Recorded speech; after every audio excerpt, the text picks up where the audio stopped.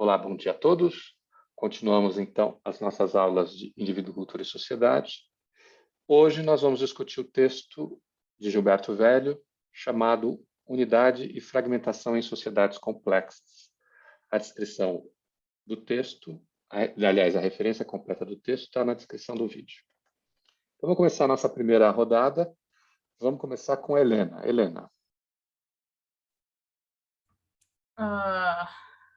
Eu tenho uns incômodos com o texto. Deixa eu... Então, eu não gosto quando o Gilberto Velho, né, usa o termo sociedade complexa, e eu fiquei pensando em falar isso ou não, porque aula passada você falou do Malinowski, e a gente nem estava entrando na discussão de se a gente deveria entrar nessa pauta ou não, mas você falou daquilo que era como colocar o nosso patamar em outras culturas, eu fiquei pensando nisso, mas eu acho que em 94 já tinha discussão sobre o termo complexo e a suposição do simples e complexo, então isso me incomoda. Outra coisa que a gente falou também já em outras aulas é que ele liga o indivíduo com a agência, né? Isso eu também não gosto, acho que, enfim, me incomoda. Mas por Eu quê? acho que o texto... Porque exatamente o que a gente falou, a pessoa também tem agência. Né? Se a gente pensar o indivíduo como parte do sistema igualitário, a pessoa como parte do sistema holista, a pessoa também tem agência. A agência não está ligada ao indivíduo. Está ligada ao ser, né? Enfim. Eu achei que o texto que a gente discutiu na aula passada do Zimmel fez muito mais sentido à luz desse, que quando ele fala do Zimmel com cultura subjetiva e cultura objetiva, e o Zimmel dizer que é um problema da modernidade, né, dar mais foco à cultura objetiva, ele fala que tem a nostalgia, o saudosismo, e eu concordo muito com o Gilberto Velho aí.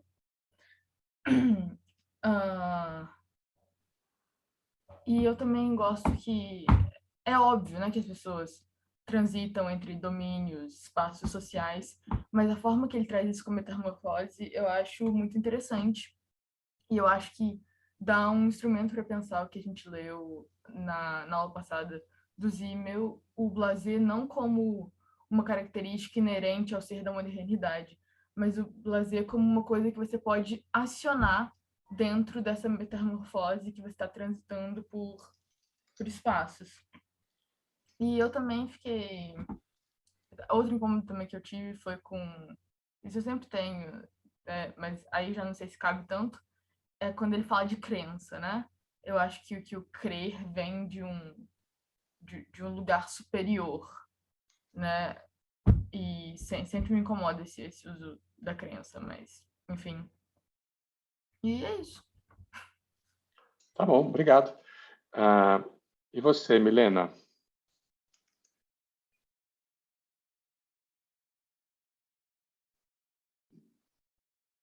Não estamos te ouvindo.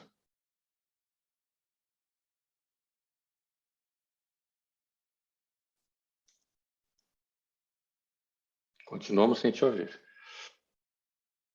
O seu microfone está fechado. Desculpa. Estava trocando de ambiente aqui em casa. Eu gostei do texto e a forma que ele fala, né? Até anotei aqui, que ele fala que uma das principais características das sociedades complexas é a coexistência de diferentes estilos de vida e visões do mundo.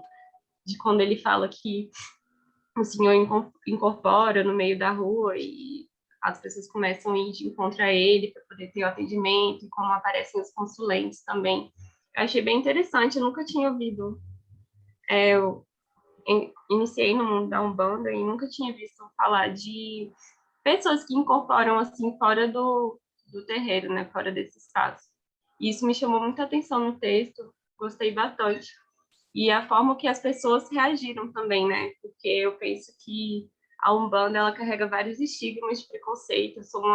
Eu cresci em família evangélica, né? E minha mãe nem sabe que eu frequento por esse medo que eu tenho de falar. E eu achei interessante essa parte do texto em que as pessoas vão, se consultam e fazem fila de várias idades, raças e classes sociais, assim, no meio da rua. Gostei bastante. É isso. Legal, obrigado. E você, Bruno? Eu acho que uma das coisas que eu achei mais interessante no texto foi o exemplo dessa situação que o autor dá, né? Ele descreve de uma forma que fica bem fácil de visualizar toda a composição do que ele se lembra, do que aconteceu e tal. Eu gostei disso. E, bom, de resto aqui, eu acho que as coisas que eu anotei, se eu falasse aqui, ficaria mais repetido, né? Porque eu não sei se eu consigo, fora desse exemplo que ele dá, imaginar talvez alguma outra situação. É possível, claro, mas eu só não consigo pensar em uma outra situação agora que tenha essa característica desse exemplo que ele deu, né? Dessa situação que ele narrou, que fizesse possibilitasse essa transição que ele chama, ou essa fragmentação, né? Essa transição de diferentes mundos e domínios, que, como ele descreveu nesse exemplo do texto, que eu acho muito interessante. Acho que eu poderia, talvez, parar para pensar melhor nos outros exemplos também, de momentos em que os domínios no social se misturam, né? E as divisões ficam muito tênues. Mas é isso. Obrigado, Bruno. E você, Henrique?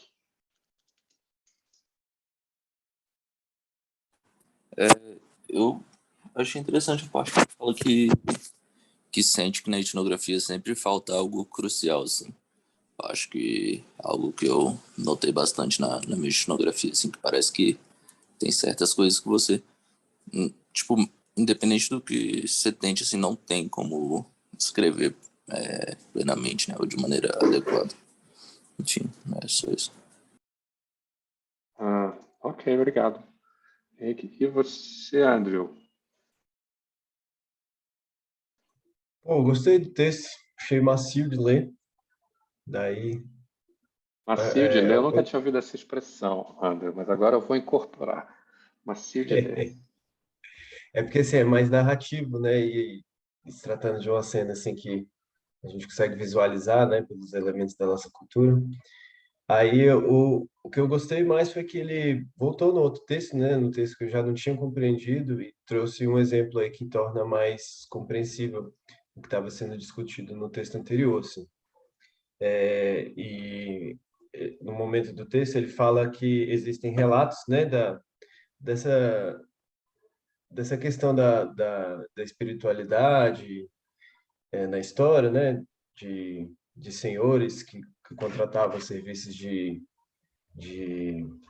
como eu posso dizer, dessas pessoas, né, que fazem esses rituais de incorporação e tal.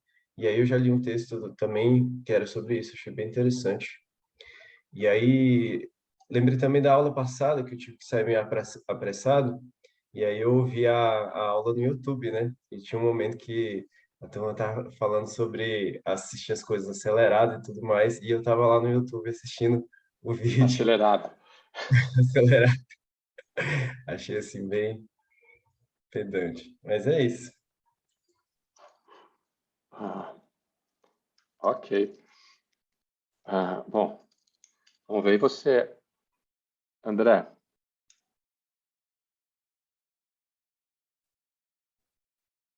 Oi, gente. Então, que engraçado isso de assistir a aula, porque várias vezes eu vejo também a aula depois e eu gosto de ficar refletindo e tal.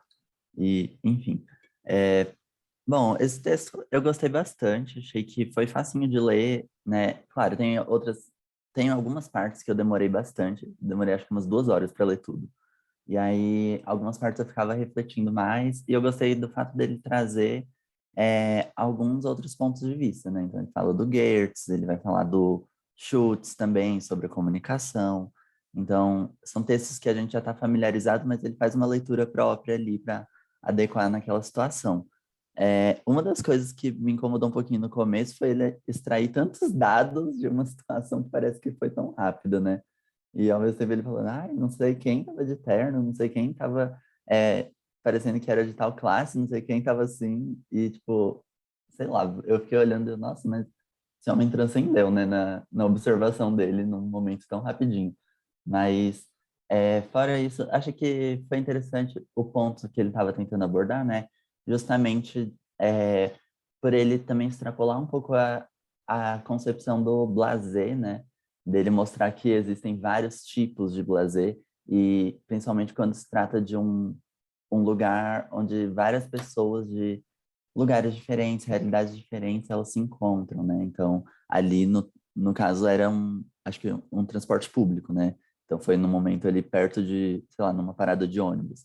Então, é, é interessante porque ele fala justamente sobre trânsito entre mundos e realidades e sobre o uso de códigos no meio desses lugares de trânsito, né?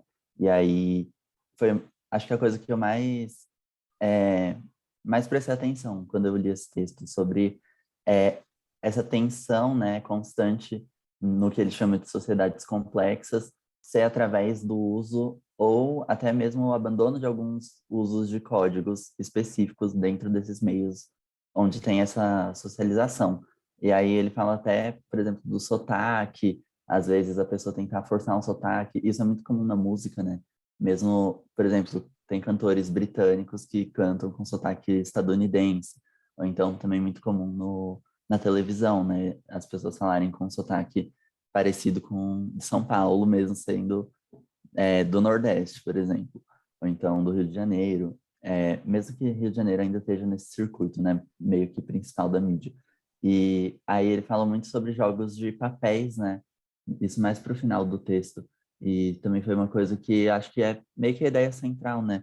De a gente assumir papéis diferentes e isso tornar em si a sociedade complexa. Obrigado. E você, Ana?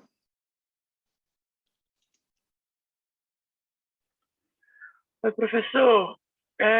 Eu gostei de algumas partes, mas acho que nem o André, assim, teve umas horas que eu fiquei bem travada e, para ser bem sincera, eu acho que eu não entendi.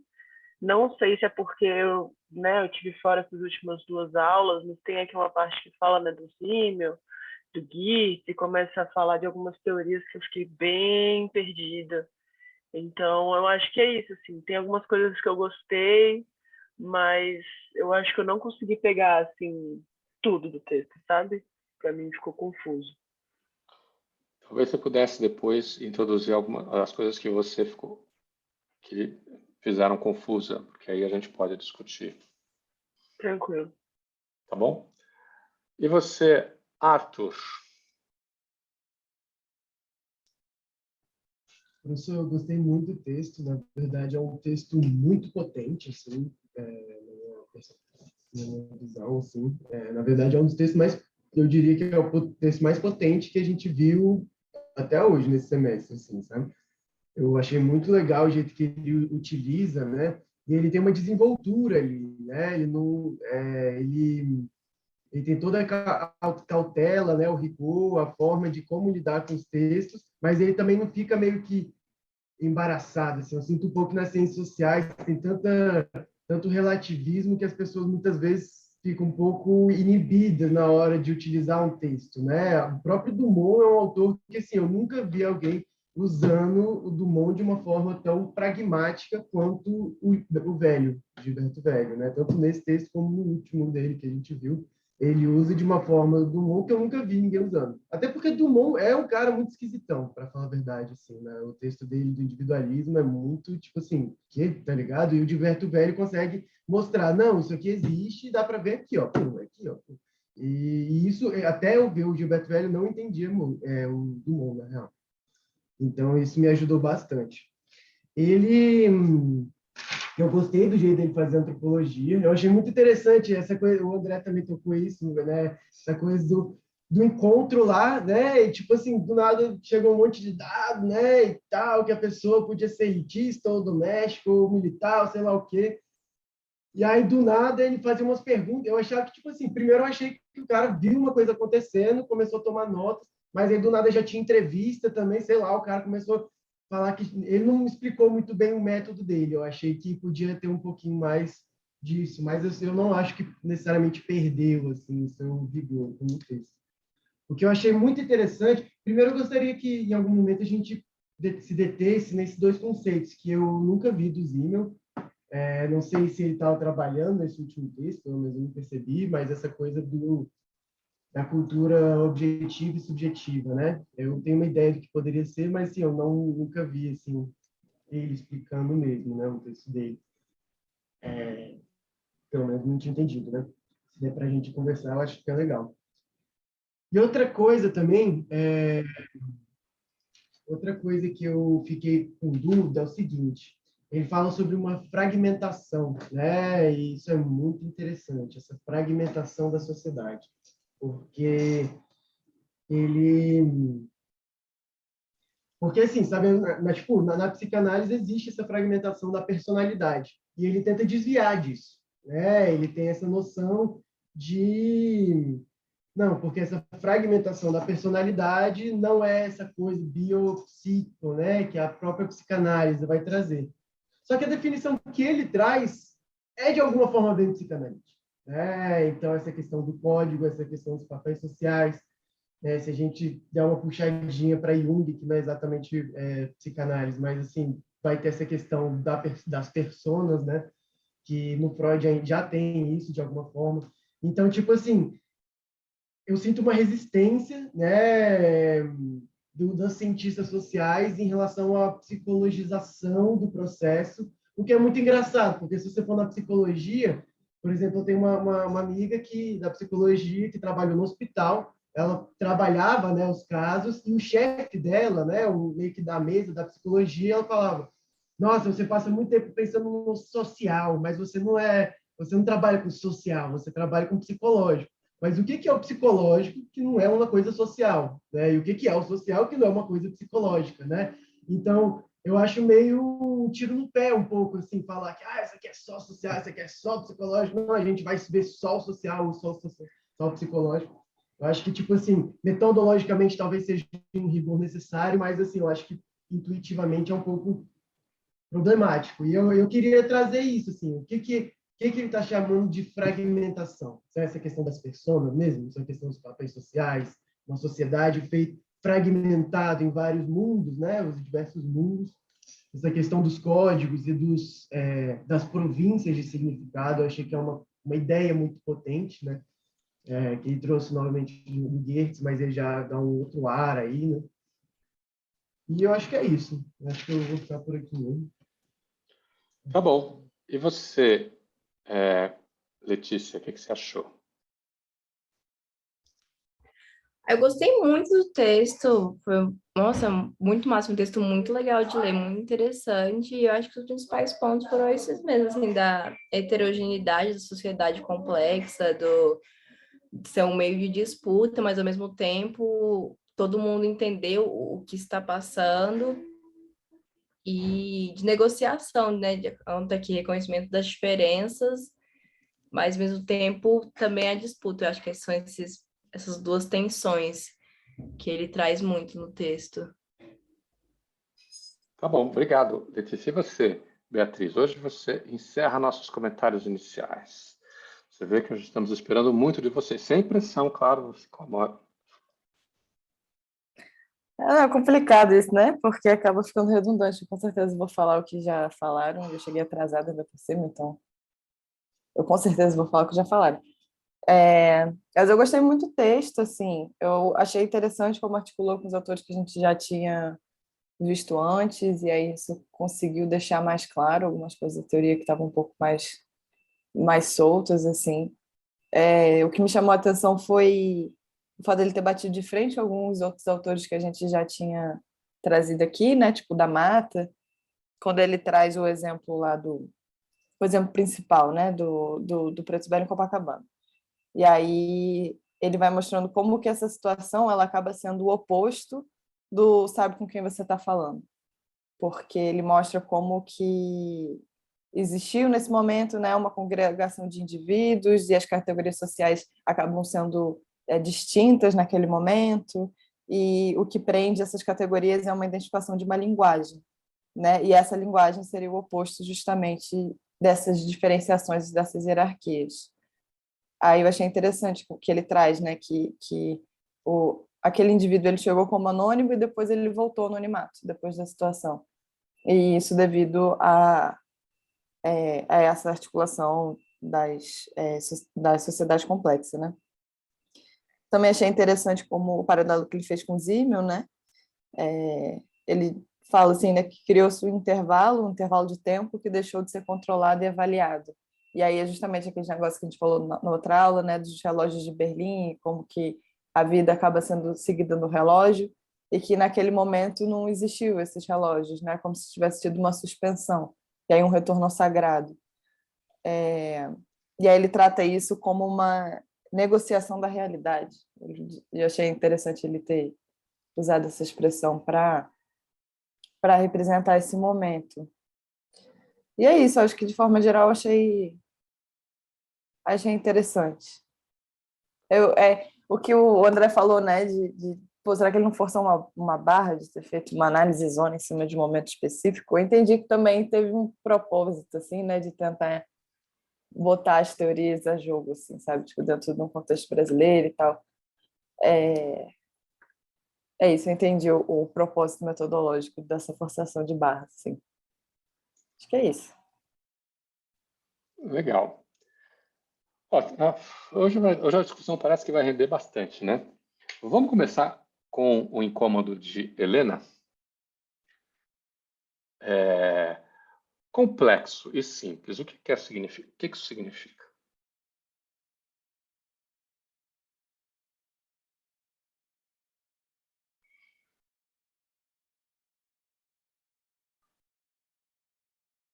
Vamos lá, Na minha Helena. opinião... Vamos lá. Pode falar, Helena. Sua opinião. Não, vamos lá, Ana. Não, eu acho que, por exemplo, para mim uma coisa quando ela é complexa é quando você tem que analisar por várias variáveis, né? E simples é uma coisa que tem menos variáveis, mas assim, isso não diz o que é melhor, o que é pior, sabe? É só uma questão do que você precisa analisar. Ok, e aí, o que vocês acham? O que você acha, Helena?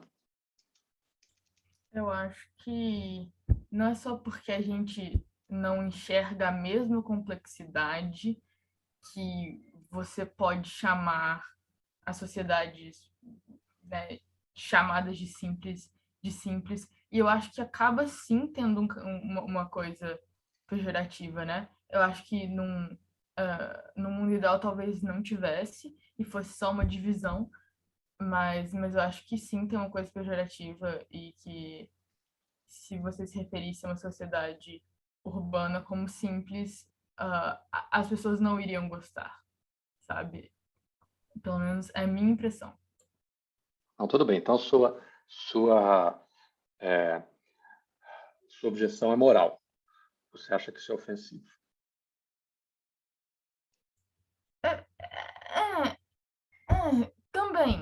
Também, tipo, eu acho que é difícil expressar porque não é só moral. Não é só, tipo, se é um incômodo ou não. Eu também acho que é condescendente. Também acho que é condescendente. Eu também acho que vem de um lugar. Isso, exatamente, simplificadora. Eu acho que vem de um lugar de não entender as questões do outro, né? E em vez de você falar, não, eu não entendo todas as questões aqui, eu simplifico essas questões e eu me coloco nesse lugar superior condescendente. Então, moral também, mas não só. Eu acho que é problemático no geral. O que vocês acham? Até um tanto metodológico também, né? Tipo assim, você assumir que, tipo assim, quando a Helena está pensando, fico pensando assim, sobre as coisas das variáveis, né? Então, por exemplo, instituições sociais. Então, por exemplo, né? Você pega lá o moço, dá para pegar, assim, né? E contando as várias instituições sociais que eles contam, né?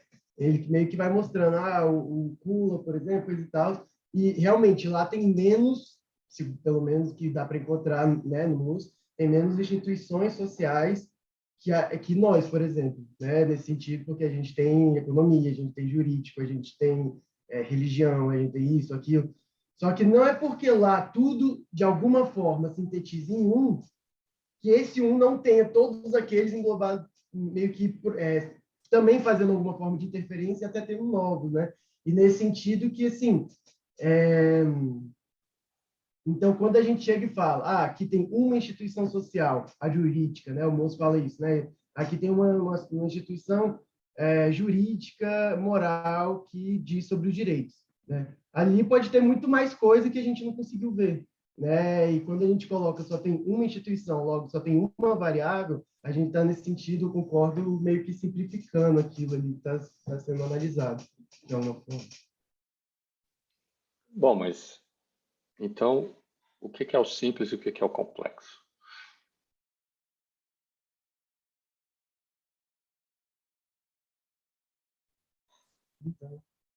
Bom, vocês já tocaram no ponto, eu acho.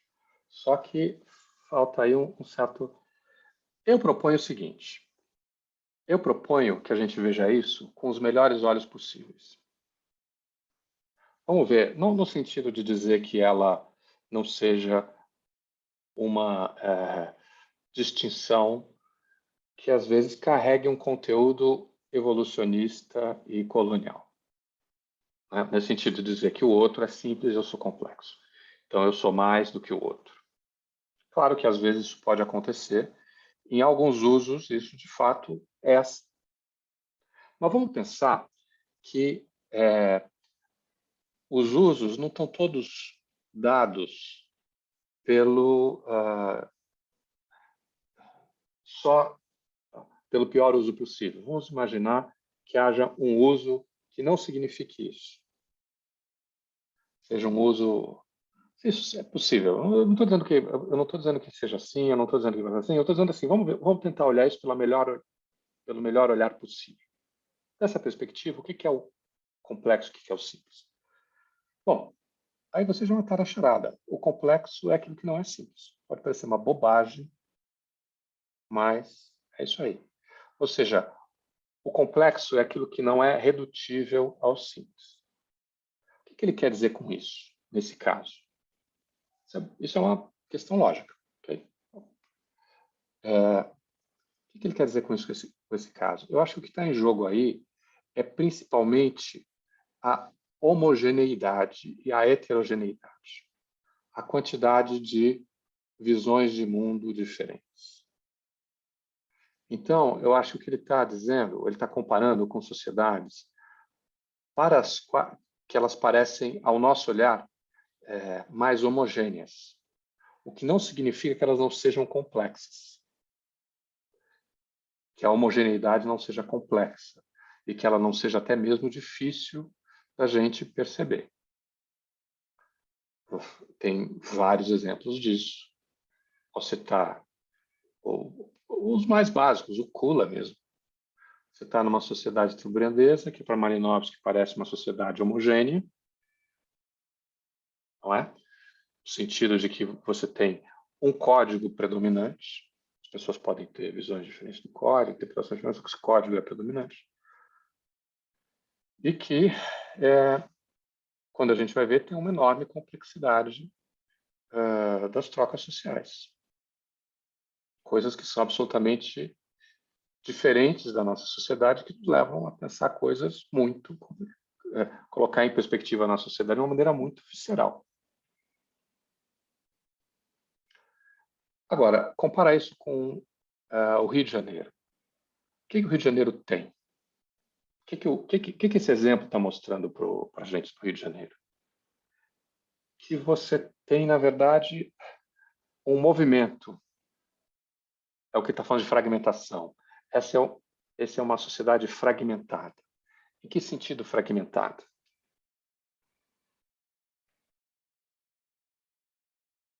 Estou perguntando o que vocês acham. O que você acha, André? Você que gosta do Rio de Janeiro.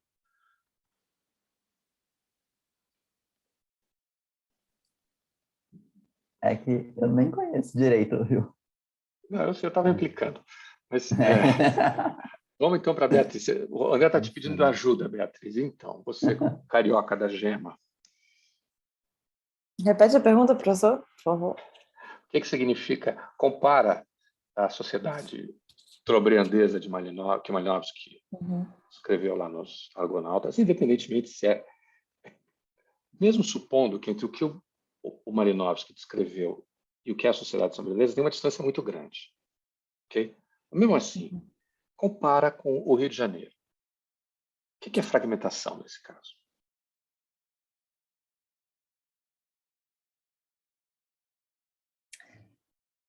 É complicado, né? Porque é isso, assim, a gente, até que ponto a gente conhece isso? Eu entendo o ponto da Helena, sabe? De, tipo, até que ponto a gente conhece a partir da visão do Malinowski, né? E aí a visão do Malinowski é reducionista, assim. Mas Mas até mesmo que ponto é de fato reducionista, reducionista? pois é, mas mesmo reducionista, É. toda coisa é uma redução. O mesmo quando você está falando do Preto Velho em Copacabana. Foi o que o Henrique falou. Há coisas que não cabem no que você escreve. Não tem jeito de você dizer, não tem jeito. Toda a ciência é sempre uma redução. Não tem jeito. Imagina, eu estou dando uma aula de MTAS esse semestre, e uma metáfora que a gente tem utilizado muito é a metáfora da xícara de chá, que não é minha, é do Wittgenstein. A ideia, o Arthur está até rindo, né? Porque eu já utilizei essa metáfora com ele também. Vocês agora estão sentindo na pele o que o Arthur sofre comigo. Imagina uma xícara de chá. Você derrama 1 litro de água na xícara de chá. O que acontece com a água? Derrama? Claro, evidente. Quanto que cabe numa xícara de chá?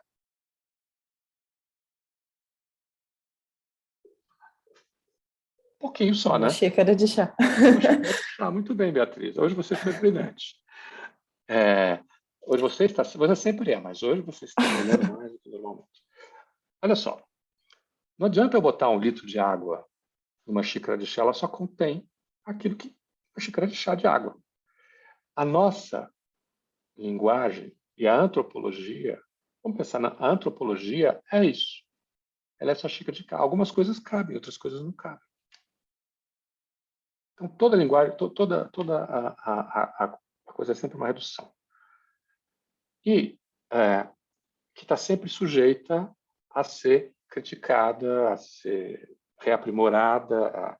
E o interessante é que o trabalho que você faz, por mais que ele seja uma redução, ele permite que dali surjam questões mais complexas, mais difíceis de serem respondidas, inclusive até mesmo descrições mais complexas da própria realidade, sobre Andes, os trabalhos da Annette Weiner, que em 70 e poucos foi a Strobriand fazer um trabalho de campo.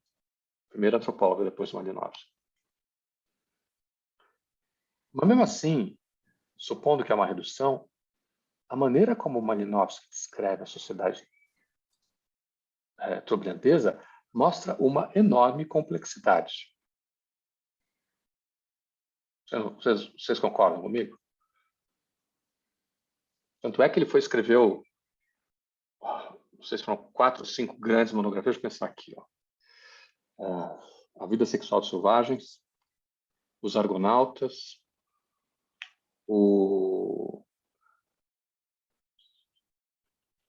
Jardins de Coral, que são 2 volumes, então praticamente e o primeiro volume é sobre estrutura social, o segundo é sobre linguagem. Tem mais um. Ele escreveu outros. Ele escreveu Crime e Castigo, que é pequenininho. Ele escreveu várias outras. Enfim, eu provavelmente esqueci de algum, mas mesmo tomando esses como... Olha só a complexidade. Então, não é disso que se trata. E mais, você pega algumas das sociedades que a gente chamaríamos simples, elas têm um sistema, por exemplo, os sistemas de parentesco são extremamente complexos. Vocês sabem qual é o sistema, qual é o nome do sistema, o nosso sistema de parentesco, tecnicamente? Não? É o sistema esquimó, que é o mais simples que tem. Então, vamos lá, vamos voltar. E aí? O que significa? Bom, a gente já viu, simples não significa complexo. No caso do coisa, o que eu entendo, tomando a melhor interpretação possível, do meu entendimento, claro, é que complexo aí quer dizer justamente o quê? É uma sociedade fragmentada, em visões de mundo que são diferentes. Não é só visões de mundo no sentido que você tem o mesmo código e a gente pensa diferente. Não. É que o sujeito são, vamos dizer assim, quase como se fossem subculturas diferentes.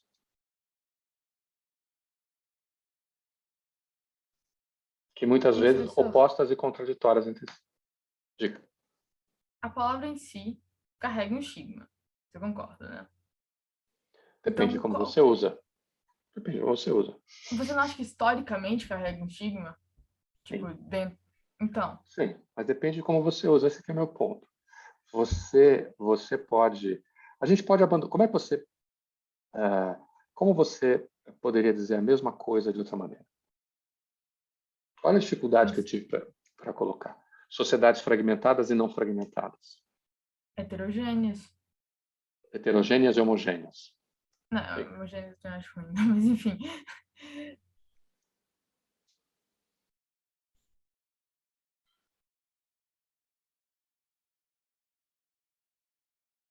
Então, olha só. A gente podia mudar para sociedades de massas. Sociedade de massa. Já fica o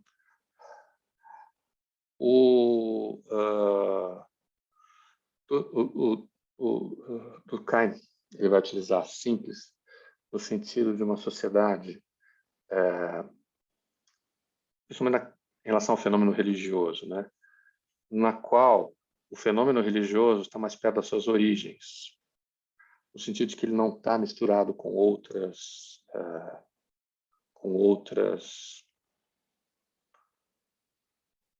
elementos, né, como econômico, social, político, etc. Tá?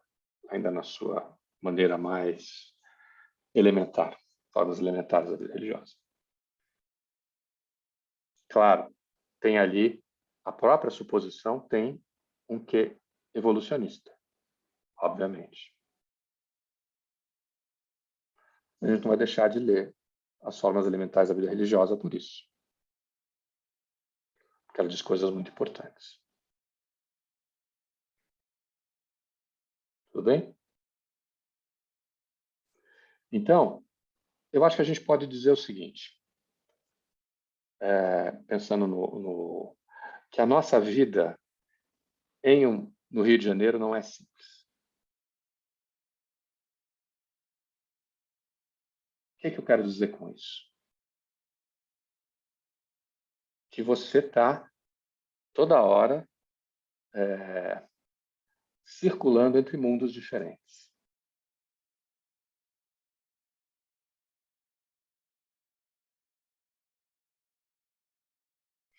Trabalho é diferente de casa, que é diferente de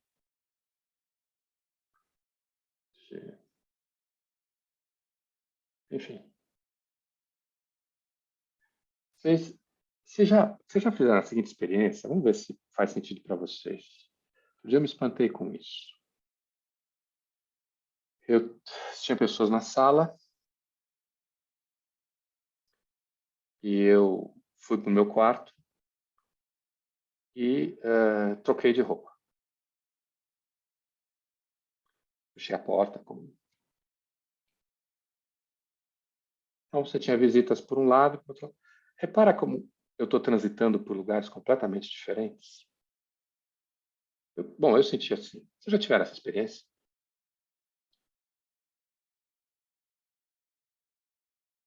Aí você vai trocar de roupa, você tem que tirar a roupa com que você está, claro. Obviamente, senão você não consegue. E você, na hora que faz isso, você está de um jeito que é absolutamente inapropriado. para o espaço da sala onde estão as outras pessoas.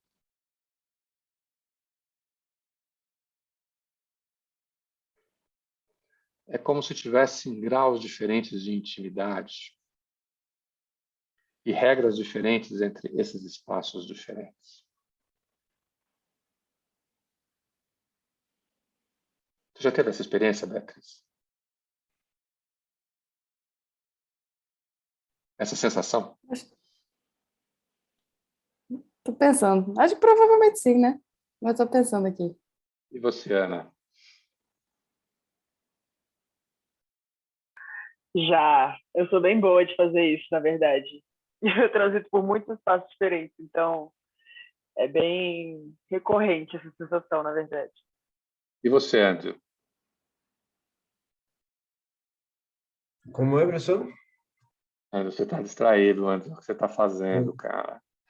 Você está passeando por espaços diferentes da sua casa, está na sala com gente, aí você vai para o seu quarto trocar de roupa. Não parece que está Mais ou menos. entrando em mundos diferentes? É, não sei, assim, acho que só uma sensação mesmo. Aquela coisa assim de. Mas você já teve essa sensação? Um pouco, assim. Às vezes você tá num lugar muito agitado, aí você passa por um cômodo e já aparece outra coisa. Sei lá. E você, Bruno? Sim, sim, sempre. Principalmente sempre quando tem esse contraste de sair do ambiente domiciliar, né, para a rua, seja no ônibus ou em qualquer outro lugar que tenha uma aglomeração a mais de pessoas, para mim é sempre palpável essa diferença, essa transição de mundos, né? O telefone aqui, ele entrou no... Vocês estão me ouvindo? Tocou o Sim. telefone aqui e caiu e cortou o seu coisa. Bruno, por favor, repita. Eu estava dizendo que no meu caso, sim, eu sempre sinto essa diferença, seja no ônibus ou em qualquer outro lugar público, assim, tem um certo tipo de contraste muito grande com o ambiente privado, né, com o ambiente mais ou menos relacionado à casa. É bem visível isso para mim em vários momentos. Sim, essa Tudo bem, agora transição. vamos fazer uma outra coisa. Vamos imaginar, você vai da UNB para um shopping. Ou vai da Faculdade de Ciências Sociais ou do Miocão até a Faculdade de Saúde.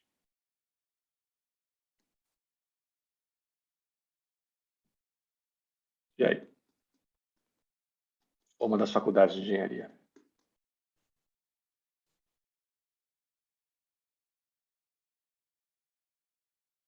Aí você pega um ônibus. E aí o ônibus? Você tem um monte de gente ali desconhecida. Aí você desce na rodoviária. Aí você vai, pega um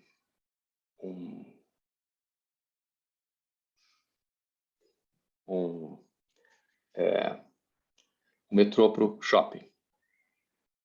Ok? Aí você circula pelo shopping e tal. Olha a diferença entre o shopping e a UNB. Aí você vai para casa. Em casa, você sai para a igreja. Vamos supor que seja uma igreja evangélica. Aí depois, sai da igreja evangélica, pega o carro com seu amigo e vai à Umbanda.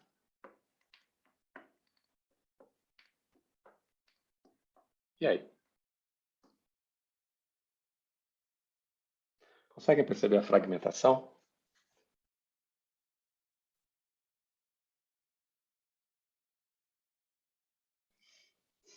Não são espaços que estão todos dentro contidos e são derivados de um mesmo código, de uma mesma... Eles são, muitas vezes, opostos entre si. Então, Por exemplo, a UNB, nas ciências sociais, ele tem uma pretensão de ser crítico, um espaço crítico justamente a vários elementos que estão presentes na sociedade como um todo, como, por exemplo, a ideia do consumo desenfreado, que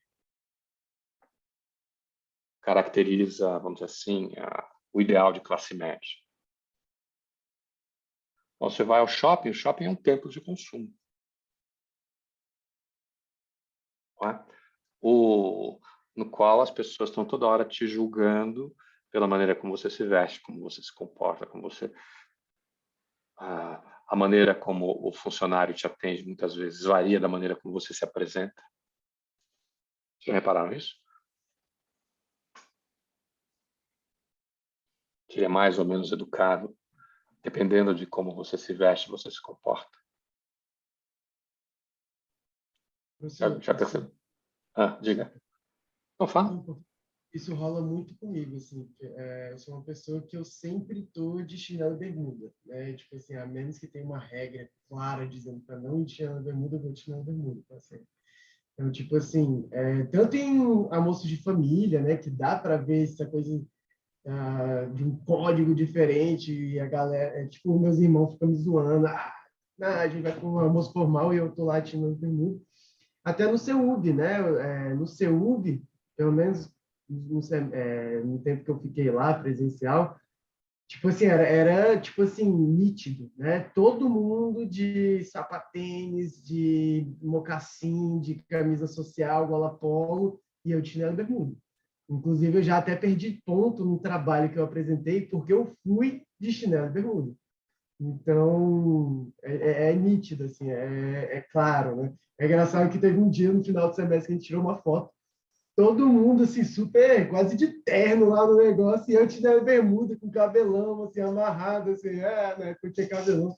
Então, tipo assim, realmente é até um meio cômico, assim, né? Tipo, no sentido de inesperado mesmo, né? Todo mundo chega lá, todo bonitão, maquiado, coisa e tal, eu tô lá, chegando do minhocão, 7 horas da noite, assim, campanha de acabar lá com a RU, tá ligado? Não, é outro universo mesmo, assim, isso é bem engraçado mesmo. Então, tudo bem? Vamos pegar, então, vamos voltar ao exemplo do... Fala, Beatriz. Não, é porque no texto ele não fala isso, né? Tipo, ele começa apresentando a questão da sociedade complexa, só que aí ele começa a falar que existe uma dialética entre a diferença, mais pro final, assim, né? Entre a diferenciação e a unidade. E aí ele mostra nesse exemplo justamente isso, que existem diferentes códigos, né? Mas que existe uma linguagem comum. No ritual. No ritual, sim. Mas aí isso não seria um contraponto à questão da sociedade complexa, justamente? Olha, sim, mas estamos sempre nessa dialética entre a unidade e a fragmentação, né? Eu entendo a dialética, só que ele já parte do pressuposto de que é uma sociedade complexa. E aí, dentro dessa sociedade complexa, existe essa dialética. E aí, para mim, fica contraditório, entendeu? Por quê? Porque como é que pode existir uma unidade dentro de uma sociedade complexa se você define que uma das principais características da sociedade complexa é justamente essas diferenciações? Pois é, porque aí eu posso dizer como... Bom, vamos discutir, depois eu digo como eu entendo. Vamos lá, o que você acha? André, você está com cara de entendido hoje. Cara de entendido. É que essa questão que a Beatriz pontuou, eu fiquei pensando no uso que ele faz dos textos de Schutz, né? Que aí ele fala, por exemplo, nos termos de Schutz, enquanto comunicação, não exclui as diferenças, mas, pelo contrário, vive delas. Então, acho que, nesse caso, é justamente uma questão de assumir que, sim, tem vários espaços diferentes, mas que isso é essencial para formar essa sociedade, né? Mas isso não resolve a questão. Helena, vamos lá.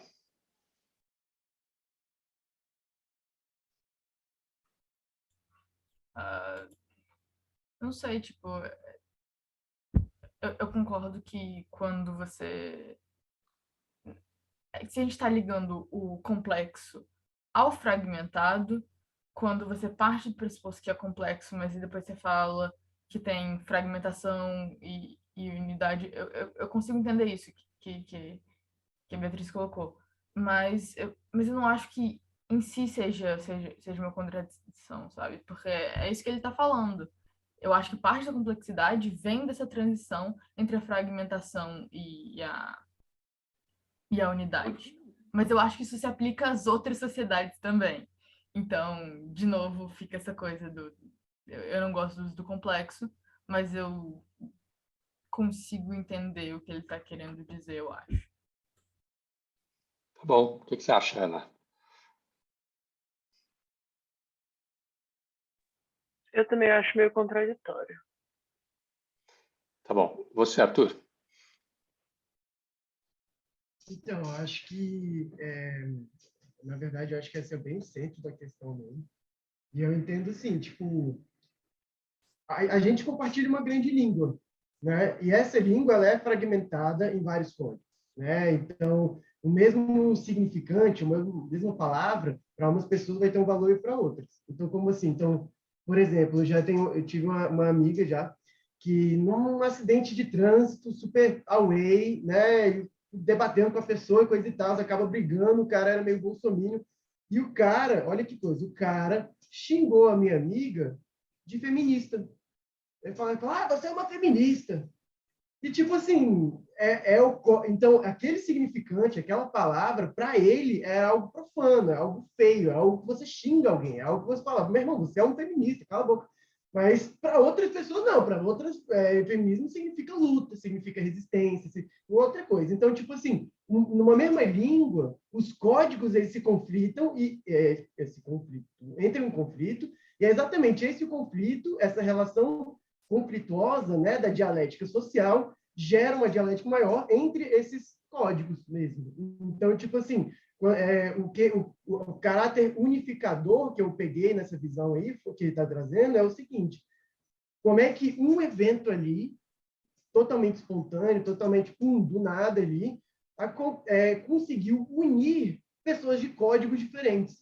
Então, de um momento, não que todo mundo veio para o mesmo código necessariamente, mas que a atenção foi trazida para o mesmo estímulo e se formou ali um próprio código, no sentido que, mais ou menos definido, as pessoas tiveram um comportamento correlacionado, né, que ele traz. Então, a reatividade, então eles entraram em fila, teve uns caras que já se colocaram ali como especialistas, né, e as pessoas respeitaram aquela posição de especialista, já perguntava para ela, perguntava para o preto velho, né? Então, pessoas, né, elitistas, domésticas, X, Y, que são, teoricamente, de meios diferentes, ou seja, códigos diferentes, por um momento foram capturadas ali e se unificaram em um grande ritual extraordinário, que não foi exatamente um ritual, mas foi um momento social ali criado que unificou as pessoas por um momento,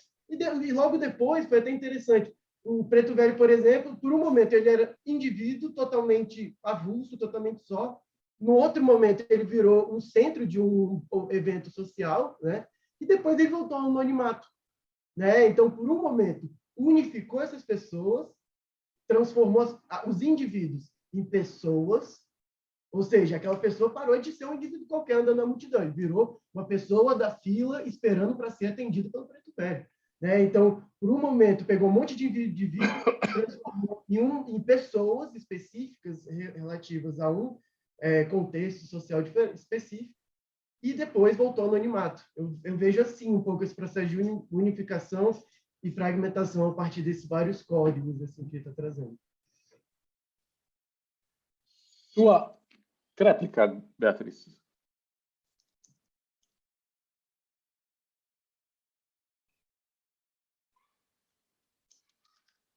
Oi.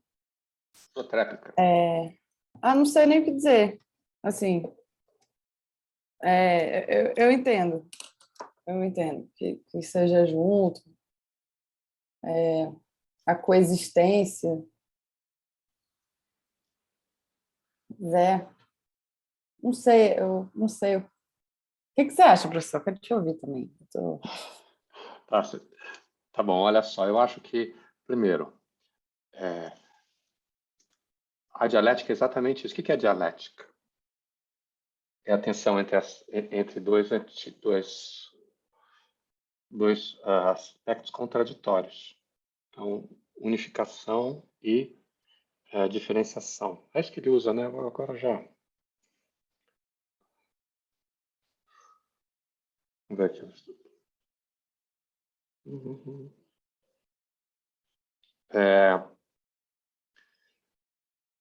Então, eu acho que o que ele está dizendo é o seguinte: olha, esse tipo de contradição faz parte desse tipo de sociedade. Desse jeito, né?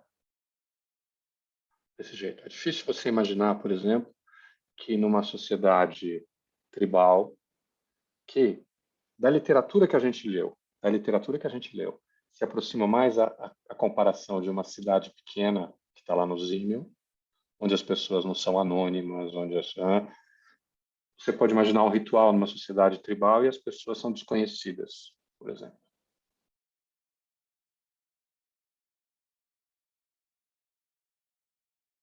Ou que elas não saibam o que esteja acontecendo.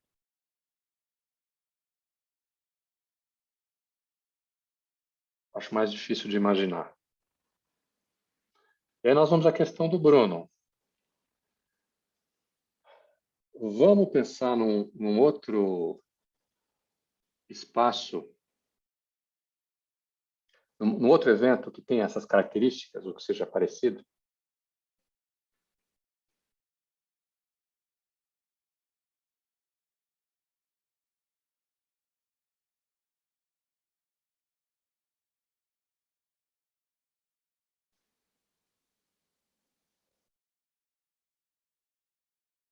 O Bruno já disse que teve dificuldade de imaginar. E agora, Bruno, você consegue imaginar um?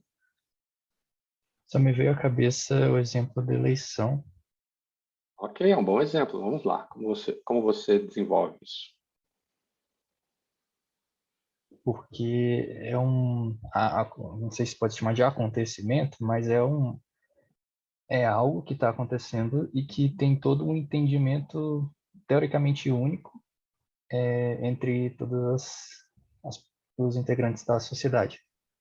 Por mais que seja fragmentado os, os significados que cada um tem, que cada grupo tem, ainda assim tem todo um consenso, mesmo que inconsciente, do que está acontecendo ali, né? E das regras que vão ditar o que vai acontecer, dos votos e tudo mais.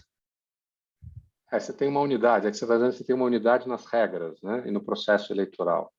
E na relação Isso. disso com a ideia de democracia, etc.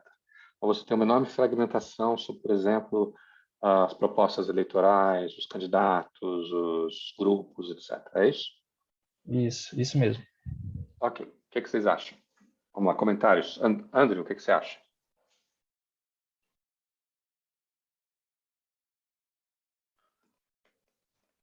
Hoje o Andrew está distraído. Henrique, e você?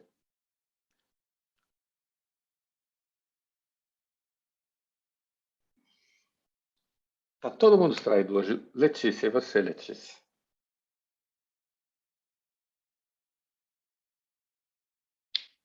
Foi todo mundo tomar um café, você viu, né? Ana, vai, você é minha salvação, Ana. Eu acho que eu concordo, mas eu não sei também porque, por exemplo, por mais que seja todo mundo no mesmo barco, assim, né, ainda tem algumas questões de dificuldade de algumas eleições, enfim, de voto, então eu não sei se isso se aplica. Eu pensei também na questão de vacinação, acho que seria um outro exemplo, que está bem, bem recente aí, né, a gente tem discutido muito isso, principalmente quando começou essa história de vacinação, eu acho que entrou bastante em pauta, acho que é isso. Tá bom, vamos lá. Helena, um exemplo, Helena, outro exemplo. Ou comentário sobre esse. Eu não sei, mas eu achei interessante que todos os exemplos estão colocando a fila, né? Então, acho que acabou fazendo alguma associação com esse parada no tempo, com a fila. Mas quando o Gilberto Velho coloca essa situação do preto velho, é uma situação espontânea, né? Acontece. A vacinação, a eleição são coisas planejadas, são coisas que você marca data, né? No começo, na primeira dose, se você fosse no dia errado, você nem tomava vacina. Então, não sei, acho que tem uns pontos aí de muita diferença. Carnaval de rua, acho que talvez seja um exemplo. Carnaval de rua, desenvolva, vamos lá, Ana. Eu acho que, por exemplo, Olinda, tá? Quem já foi no Carnaval de Olinda, assim, vê que, tipo, tem de tudo na rua, sabe? Então, eu acho que ainda tem uma diferença, né? Porque você vê questão de, por exemplo, quem vende, quem é ambulante e tal. Acho que existe uma diferença, mas acho que é um momento que esses laços, eles estão um pouco mais iguais e as coisas só acontecem assim, sabe? Ok, mas aí só tem uma diferença, né? Também sendo helenístico. O Carnaval em Olinda é um grande ritual. E blocos estão dentro desse grande ritual. O caso do Preto Velho é alguma coisa que foi inesperado. Você tem ou você tem um momento que ninguém espera numa parada de ônibus ter um Preto Velho. Você não espera a sabedoria na parada de ônibus. Parada de ônibus não é um lugar. Fala, Helena. Vocês lembram um dia que veio aquele piano no ICC? Veio um piano vermelho no ICC, com a moça cantando, e meio que todo mundo ali parou e começou a fazer vídeo e coisa. Eu acho que é alguma coisa desse gênero. Já teve cavalo passando lá no meio do ICC também. Cavalo? Sério? Uma pessoa montada num cavalo. De boa, eu sei que é um cavalo, mas eu não consigo. Eu não consigo. Sim, eu tenho dificuldade de imaginar. Pois é, a universidade que eu fiz era muito diferente. Ah, sim, eu me lembro de um caso. Vocês já ouviram falar do caso do sacrifício do bode? Já? Você ouviu, André? O que você ouviu? Que foi, tipo, não foi numa praça, uma coisa assim? Não. Aí, tipo, Foi o pessoal do antro, foram os meus colegas. Eles resolveram fazer um ritual no ICC Sul e foram sacrificar um bode. Aí foram fazer coisa de botar no negócio para sacrificar o bode. Aí teve uma reação, as pessoas queriam que sacrificasse o pobre do bode. Acabaram sacrificando uma galinha.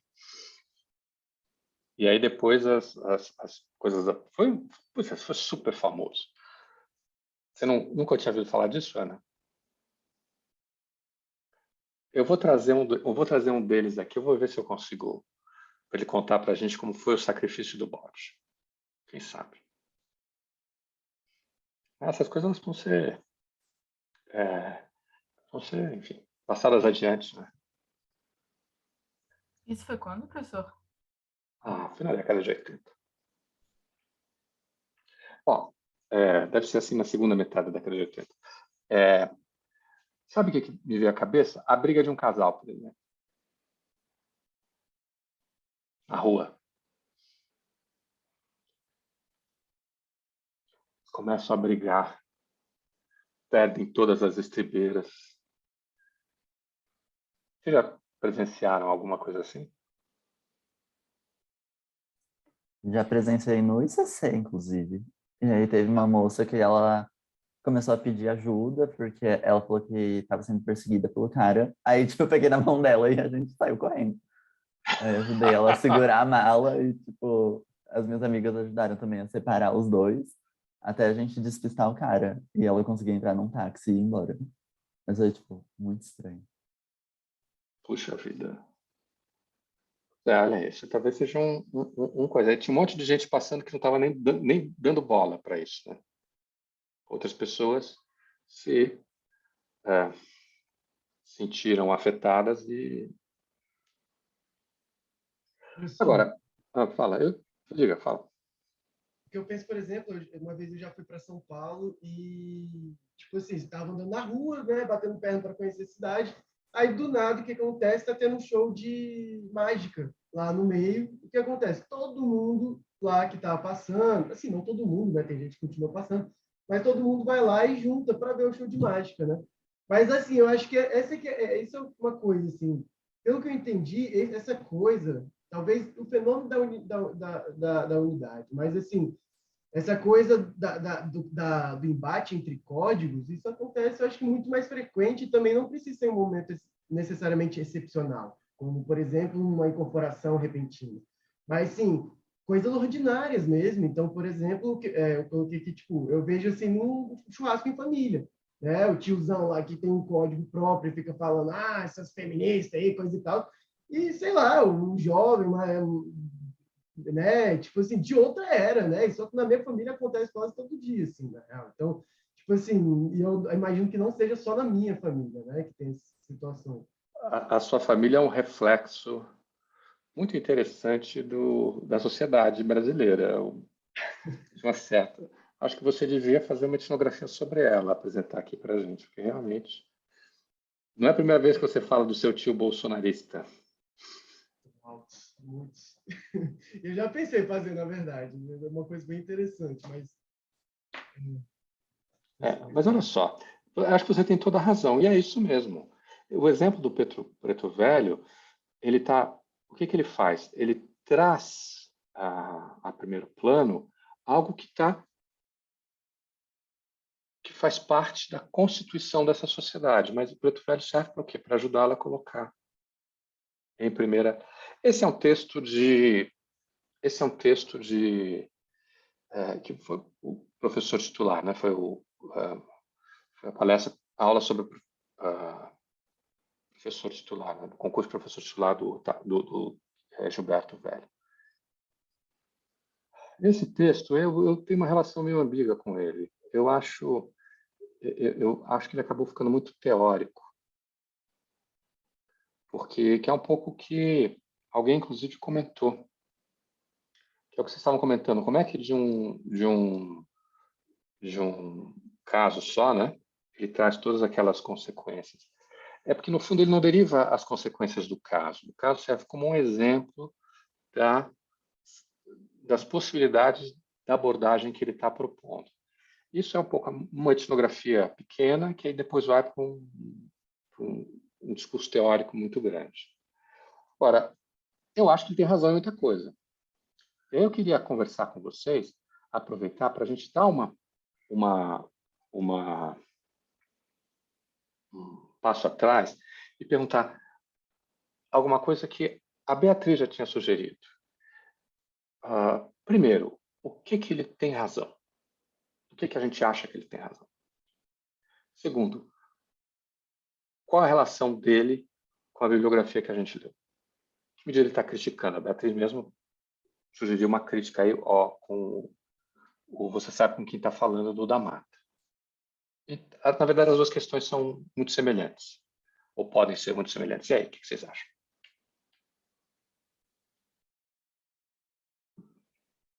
Vamos Mas não começar foi com eu que sugeri, não. Ele mesmo traz no texto. Não, a questão foi você que sugeriu, porque você falou que ele estava criticando. Tadinho do da Mata. Ele só... Tudo bem, vai. Vamos lá, André, é você. O que você acha?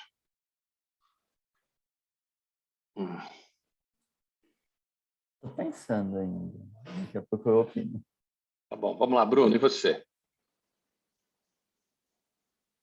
Eu não sei se eu entendi a pergunta direito. Seria que outro O que a gente texto? acha que ele tem razão?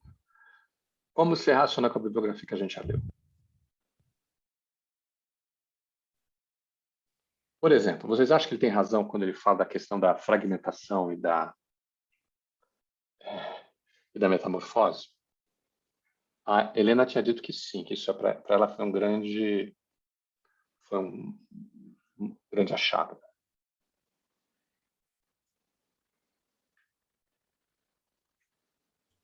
Eu acho que o legal o legal da metamorfose é que não é que o da mata está certo ou errado você sabe com quem você está falando, né? Mas é que é uma situação que você pode acionar e que naquele momento da fila não foi acionado porque não tinha necessidade, porque Não seria nem não apropriado. quiseram. Exatamente. Qualquer que seja o motivo. E aí é a mesma análise que eu faço do Blazer e do Simmel. Então, você pode acionar o Blazer, você pode passar reto por essa situação. Então, eu acho a metamorfose legal nesse sentido, dos códigos que você pode ou não acionar, dependendo de onde você está transitando. O Arthur tinha dito uma coisa semelhante, assim, que é a questão do Drummond, que ele viu uma aplicação mais direta do Drummond, que fez mais sentido para ele. Apesar de que talvez a aplicação mais direta do Drummond seja justamente os textos do Aragão, que a gente leu também. Mas tudo bem, porque eles estão, na verdade, relacionados em planos diferentes. Eu acho que tem um pouco a ver isso. O que o Gilberto Velho está interessado em estudar é outra coisa. Não é a mesma coisa que o da Mata ou o Aragão estão interessados em estudar. Qual é a diferença?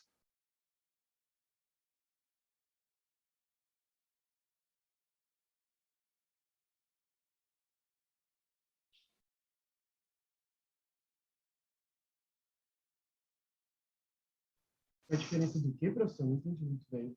Entre as abordagens de Aragão e da Mata e o Gilberto Velho.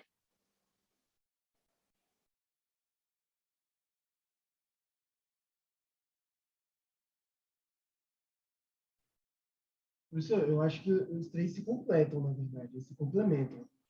Eles se complementam por causa das suas diferenças. Quais são elas? Então, tipo assim, enquanto o da Mata, no meu ver, né, ele está falando de instituições e suas próprias produções, né, então, e a relação entre elas. Então, por exemplo, existem várias instituições sociais, né, e todas elas, de alguma forma, produzem códigos, né, e parece existir, né, isso é uma coisa interessante a se pensar, que uma coisa geral, enquanto tem vários códigos pequenos, né, por exemplo, a incorporação do Preto Velho acabou juntando pessoas com vários códigos diferentes, né, o da Mata ele parece estar colocando uma situação que parece atravessar todos os códigos. Né? Não lembro se é ele, eu acho que, na verdade, é o Gilberto Velho, que ele traz a noção de, dentro da ideologia do individualismo, ter diferentes etos, né? E eu entendo um pouco isso, assim, como se tivesse algo que cortasse todos os códigos, né? Apesar dessa fragmentação, como se tivesse alguma coisa. E aí que é interessante, eu acho que talvez a gente poderia pensar em uma relação de consciente e inconsciente. Por quê?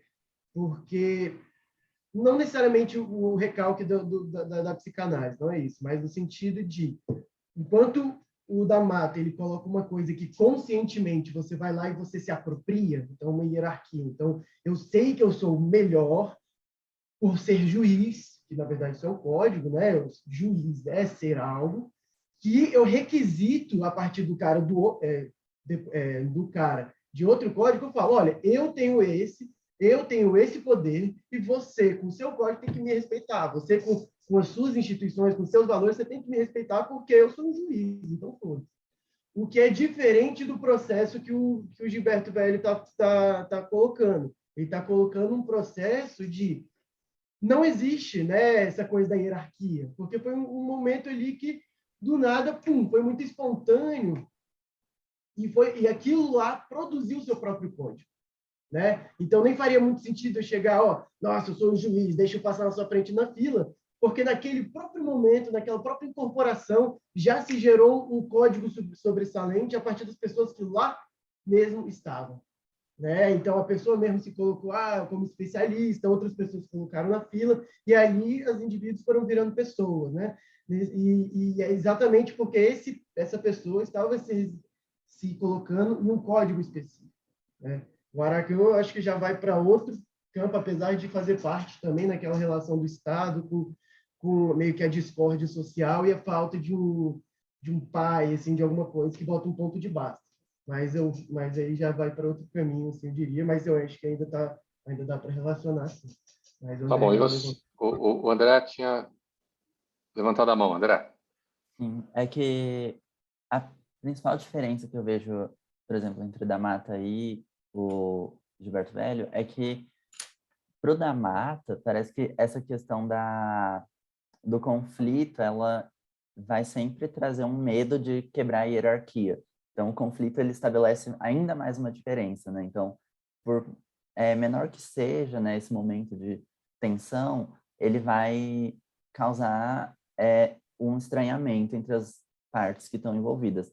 Já para o Gilberto Velho, parece que o conflito ou essa tensão, né, que vai ser instaurada ali no momento, ele vai unificar, né, vai deixar as pessoas meio que no mesmo plano. Então, ele quebra a hierarquia nesse momento em que se estabelece um conflito. Então, ele até usa o exemplo da contracultura, por exemplo, né, que é muito baseado no contexto que ele já estava vendo há muito tempo ali em Cambridge e tudo mais. E ele mostra que tinha tanta gente descontente, né, com a situação política naquele momento que você via, por exemplo, pessoas na manifestação dentro da universidade e aí unia professores, unia pessoas que trabalhavam como garçons, unia gente satanista, unia gente hippie, tudo em prol de uma mesma causa ali, que era justamente entender qual era aquele conflito, né? E justamente pedindo o fim da Guerra do Vietnã. E, ao mesmo tempo, foi uma situação, né, de tensão que unificou várias camadas ao mesmo tempo. Então, é importante a gente pensar nisso, eu acho. Pelo menos foi uma coisa que eu estava pensando. Beatriz?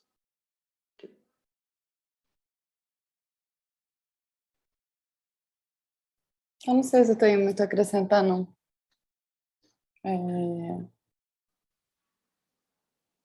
Deixa eu... Não, eu tô com um exemplo que me veio à cabeça, assim, que eu acho que eu acho que junta um pouco as duas, tanto o Roberto da Mata quanto o Gilberto Velho, assim. Eu vou contar resumidamente. Acho que, sei lá, quando eu tinha uns 16 anos, sei lá, eu estava num ônibus à noite no Rio, aí eu falei com uma amiga minha e eu falei, a gente vai saltar no ponto tal. E aí um cara que estava atrás de mim falou, você não vai saltar no ponto tal. E aí eu falei, não, vou, porque é perto da minha casa, não, sei lá, foi alguma coisa assim. Ele falou assim, não, olha a hora, você não vai. Você vai saltar no shopping. E aí eu fiquei, não, mas isso aqui... E aí várias pessoas do ônibus começaram a se meter no assunto, assim, de tipo, não, olha a hora, você não vai saltar, você vai saltar no shopping e tal. Do trocador e o motorista escutarem, e o motorista falar, eu vou te deixar na frente do shopping, você não vai saltar no ponto tal, que era perto da minha casa, só que era mais perigoso no horário, entendeu? E aí, em algum momento, um dos caras falou, tipo, eu sei do que eu tô falando, você não vai fazer isso, eu sei do que eu tô falando. E aí junta o da Mata, assim, né, com esse discurso de autoridade, que baseada, sei lá em quê, porque eu não sei quem é essa pessoa, não sei porque ele sabia do que ele estava falando, mas que junta esse discurso da autoridade com a questão do Gilberto Velho, porque é isso, quando sai do ônibus, volta ao anonimato, né? Eu não sou mais aquela menina que queria saltar no ponto tal, sabe? Eu sou só mais uma. Enfim, aí, de novo, voltando ao que o Arthur está falando, são complementares, assim. E eu acho que tem diferenças no foco, assim, sabe? Enxergar o ritual a partir de determinada perspectiva.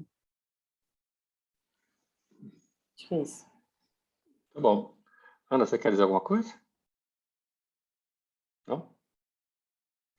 Olha, eu acho que vocês têm razão. O Drummond não, o da Mata e o Aragão, eles estão mais preocupados com o código. E eles estão imaginando que esse código tem alguma generalidade dentro da sociedade brasileira. O da Mata, eu acho que ele é mais, vamos dizer assim, universalista, né? Ele pretende que esse código seja mais universal, permite toda a sociedade brasileira. Já o Aragão, ele faz uma diferença entre classes médias e altas e classes populares, né? E em outras partes ele faz outra distinção entre litoral e sertão também, que é uma distinção muito importante. Aí tem várias distinções que ele vai fazendo, que vai colocando em questão a generalidade do que ele está dizendo. O que está interessando o Gilberto Velho é outra coisa. O que está interessando o Gilberto Velho é essa metrópole, essa vida urbana. E dentro dessa vida urbana, os indivíduos como unidade de análise, né? Então, ele vai a partir, ou seja, você tem esses códigos. O que ele pode criticar um pouco é a generalidade do código. E daí o sentido de que a Beatriz achou que fosse uma crítica. Quando ele fala, olha, nisso aqui não vale o que você está... Olha, você sabe com quem você está falando. Uma pessoa poderia até ter utilizado, não utilizou. Okay. Então, aí ele vai substituir isso por duas outras ideias. Uma é o campo de possibilidades e outra ideia de projeto. Está lá no final do texto. O que seria o campo de possibilidades? É aquilo que está ligado ao social. Que possibilidades a pessoa tem nessas circunstâncias? O que envolve, entendo eu, não apenas possibilidades concretas, no sentido de econômicas e sociais, como também simbólicas, que ele pode utilizar como distinção. Então, por exemplo, botando o coisa do Arthur. Eu divirjo um pouco, Arthur. Não do exemplo, mas como você analisou o exemplo. Quando o juiz fala assim, eu sou mais, para o outro, a pretensão é que eles compartilhem o código. Não é que é que o outro entenda que porque ele não é juiz, ele saiba que ele é menos. Então, é uma ideia... Olha, quando você fala, olha com quem você está falando, você não está estabelecendo, vamos dizer assim, códigos diferentes. Você pode até admitir que eles existam, mas você está dizendo que existe um código, que é o que está baseando, você sabe com quem você está falando, que engloba o outro.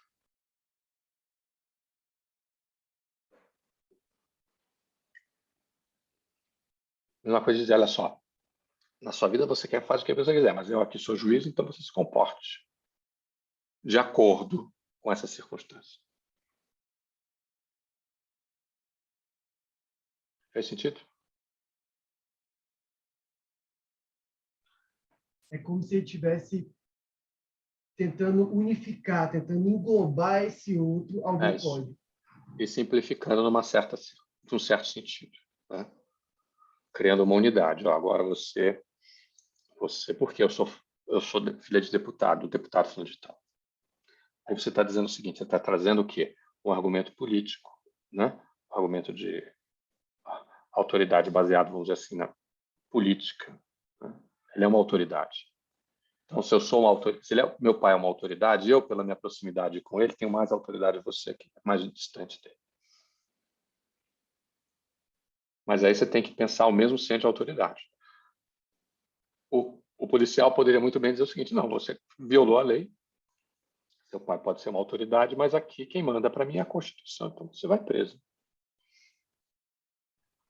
Isso aí é uma coisa, é um fato muito importante, professor, porque isso mostra o grau de uma palavra possível é conluio, mas o que eu diria melhor é de alienação daquele sujeito ao meu código.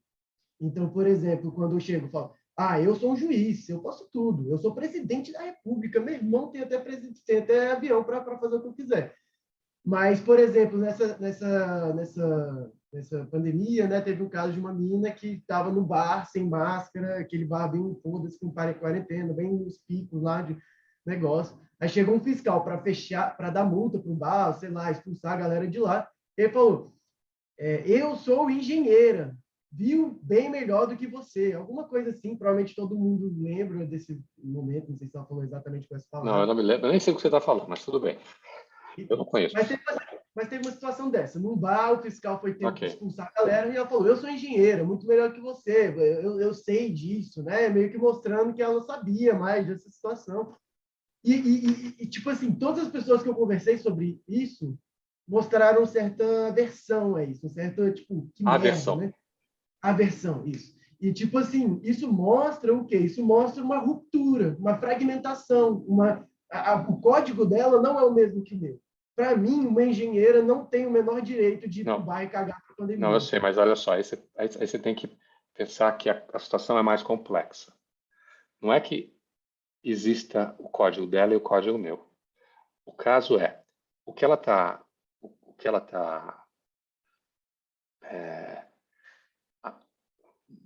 manipulando é a ideia de quem é bacharel é mais de quem não é, quem tem um, ainda mais uma das profissões mais tradicionais no Brasil, assim, no sentido de mais prestígio, que é médico, advogado e engenheiro. Os três. Ela está acionando esse código, que também está no o policial, o fiscal compreende isso, mas ele aciona um outro código. Então, é assim, você está numa sociedade fragmentada, onde tem vários códigos, visões de mundo, etc. Você pode acionar um ou outro dependendo da sua circunstância. Isso caracteriza também o que ele está chamando de possibilidades. Como é que é o nome disso? Acabei de lembrar, esqueci. Campo de possibilidades. E tem um outro lado, que é a ideia de projeto. Agora, a ideia de projeto se vincula ao quê? Ao indivíduo. Qual é o projeto desse indivíduo? O que é aquele ascensão social? Pode ser qualquer coisa. E aí, claro que você pode criar tipos, né? Fazer uma tipologia de projetos, por exemplo.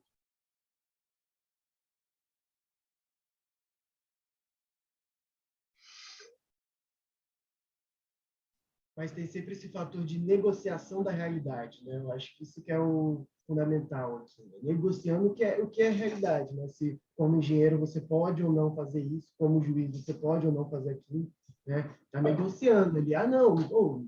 É uma negociação da realidade. O que vale aqui? Eu posso entender que quando se você está descumprindo uma regra, você vai receber uma multa. Todo mundo compreende isso. Agora, qual é o código que vai valer naquela circunstância? É o código dessa regra ou o código do olha com quem você sabe? Você sabe com quem está falando, né? O seu engenheiro você sabe com quem você está falando. Então, assim, não é que... Veja bem, não é que o velho ignore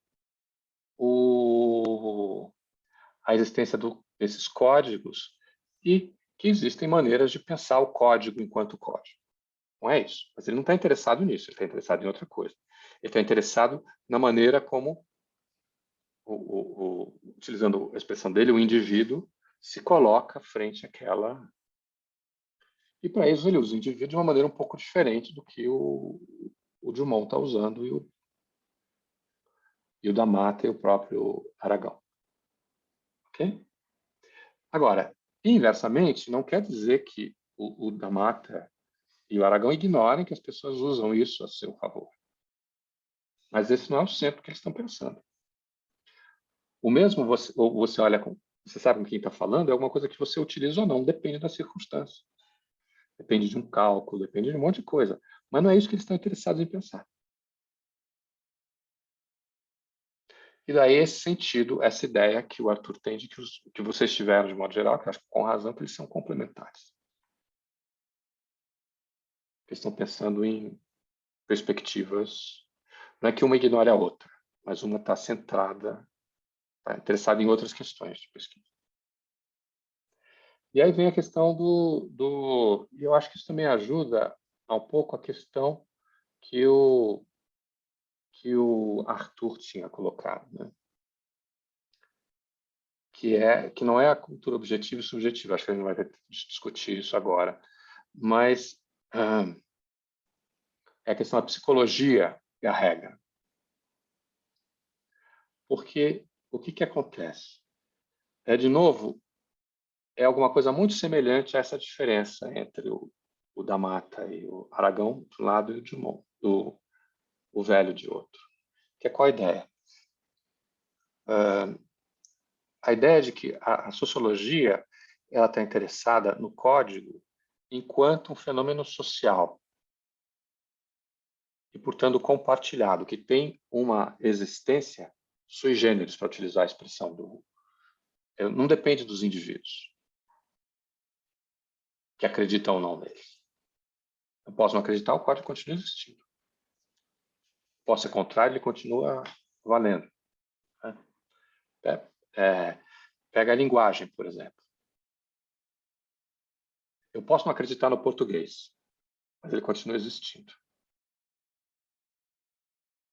Então, ele não é redutível a nenhum de nós.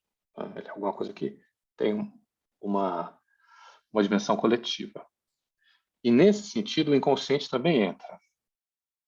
Mas ele entra no seguinte sentido, que num plano mais alto de abstração. Então, por exemplo, o código, ele existe, mas muitas vezes nós temos o funcionamento dele é inconsciente para nós. Nós o utilizamos. Mas não necessariamente eu consigo anunciar as regras da gramática, por exemplo. Eu não necessariamente consigo enunciar o sistema. Eu uso. Ok. Já na psicologia, o que está interessado? Não está interessado nisso, não está interessado nesse código enquanto alguma coisa socialmente construída. Está interessado em como o indivíduo lida com isso. E aí, claro, tem toda a discussão de como o código se forma ou não. E aí você tem Lacan, por exemplo, que vai pensar isso a partir do indivíduo. Então, a linguagem constituída a partir o significante, o significado, e por aí afora, né? Então, assim, são visões. Eu não sei se elas podem ser ou não complementares, depende de como você olha. Mas elas são. Então, por exemplo, um antropólogo, dificilmente. Bom, eu estou falando sem saber, né? Mas assim, do meu ponto de vista, é difícil de aceitar a ideia do Lacan da constituição da linguagem a partir do Édipo, por exemplo. Entendeu? Eu acho muito legal. Tá, muita coisa para pensar, mas é difícil pensar isso quanto... Uma vez eu tive uma discussão com a Ana Vicentini, que era uma lacaniana dessas. E a Ana estava falando, não, o significante flutuante Ela falou, o significante flutuante é isso. Eu falei assim, olha, não. Isso pode ser assim para Lacan, mas para Lévi-Strauss não é isso, não. É outra coisa completamente diferente. Essa é a... Entendeu? Tá bom. Gente, vamos encerrar por hoje? Vamos fazer uma última rodada para... Vamos ver. Hoje quem vai ter a última palavra vai ser a Helena. Vou começar com o Arthur. Achei muito bom, muito produtiva a aula, na verdade. Essa coisa do Lacan, assim, aí já entra numa outra discussão, né? Eu acho que não caberia muito aqui, né? Na verdade, da semestre, na verdade, estou há 4 anos e até hoje não entendi o cara exatamente. Mas essa coisa significante flutuante não é exatamente significante flutuante, mas é o objeto do dom que representa o desejo do outro. E aí, o que é o desejo do outro? Você vai ver que é exatamente a instalação da lei. Tudo bem, mas não é isso para Levi-Strauss. Nem para não, nem para Jacobson. Essa é a única coisa que eu estou dizendo nessa discussão toda. assim como essa coisa do Gilberto Velho, eu tenho quase certeza que não foi isso que o Dumont quis dizer quando ele fez aquilo. Mas, assim, são as renovações. Não entendi. Né? Mas Não foi isso. também, não. Não foi também. É outra coisa que o Dumont está dizendo. A coisa que ele está falando até não faz muito sentido, do ponto de vista do Dumont. Mas faz sentido. Mas faz sentido. Ele tem uma coisa assim que ele vai falar de linguagem mãe, pontos, linguagem derivada, mas nós não precisamos entrar nisso. André. Eu gostei da aula também. Acho que foi um texto legal para a gente poder dialogar, né, com outros textos que nós já lemos também e contrapor alguns argumentos. E acho que eu não tenho mais muito a acrescentar, não. Por hoje, vou ficar mais com reflexões. Bacana. Beatriz. Eu estou na mesma que o André, assim. Gostei da aula. Acho legal a gente já estar nesse nível de conseguir articular os autores. Acho bem chique da nossa parte ter chegado nesse lugar. Vocês são muito chiques e sofisticados. Eu é que sou meio perna de pau. Ana. Eu gostei também da aula, mas aí eu acho que eu não tô tão chique assim, porque a minha dificuldade está sendo justamente de fazer essas ligações, assim. Mas vamos, né? Vamos que bora. Vamos, a gente vai. Daqui a pouco Aí você se manifesta. Fala assim, mas como foi assim? A gente discute, não tem problema não. Helena, agora você, Helena. As últimas palavras da aula. Eu achei interessante porque o Arthur começou dizendo que ele achava que tinha sido um texto muito potente. Eu fiquei achando que não tinha sido tudo isso. Mas vendo as discussões que a aula gerou, eu achei que realmente foi um texto muito potente, que deu discussões muito boas. Acho que em termos de discussões, para mim, essa foi uma das melhores aulas. Gostei muito. E uma coisa dos três autores, eu também queria te perguntar se eles não têm meio que objetos diferentes de pesquisa, e isso mexe na ideologia, né? Os textos que a gente leu do Aragão, eu vejo ele falando sobre a violência. Para mim, a preocupação do Gilberto Velho é pensar em como fazer antropologia numa sociedade urbana, né? Então, enfim, também não tinha a ver com isso. Sim, acho que sim. Então tá bom. Encerramos por hoje. Se você gostou da aula, deixa o like no canal. Se inscreve no canal. Quem falou isso para falar? Escreve para fazer assim, né? A gente já faz todo mundo assim, para fazer o... E tá bom. Para a próxima aula, a gente vai continuar no outro texto do Gilberto Velho. Mas deixa eu desligar aqui, a gente já vai conversar sobre isso.